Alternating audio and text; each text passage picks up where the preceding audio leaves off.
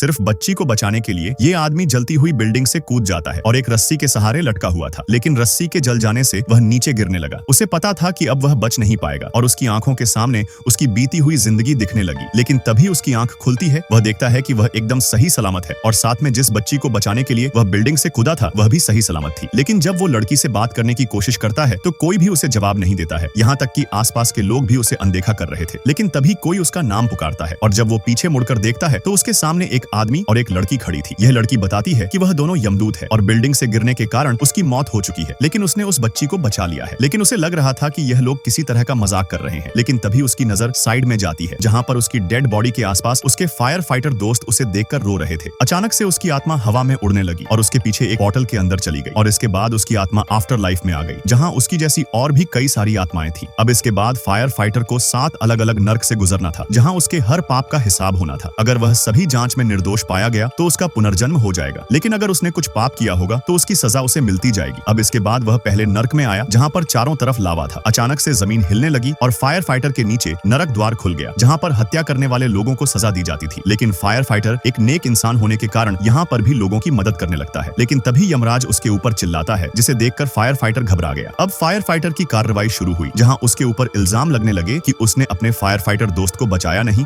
जिस कारण उसकी मौत हो गई। लेकिन इस बारे में फायर फाइटर अपनी सफाई में कुछ नहीं बोला। लेकिन फायर फाइटर को बचाने के लिए दूत सामने आया और बताता है उसका फायर फाइटर दोस्त ही चाहता था कि वह पहले और लोगों की जान बचाए, और इसी दौरान फायर फाइटर ने 8 लोगों की जान बचाई। लेकिन जब अपने दोस्त की जान बचाने गया तब तक उसकी दोस्त की मृत्यु हो चुकी थी। अब सच्चाई जानकर यमराज ने उसे निर्दोष करार दिया। अब इसके बाद फायर फाइटर को दूसरी नर्क में लाया जाता है, जहाँ पर आलसी और कामचोर लोगों को सजा दी जाती थी।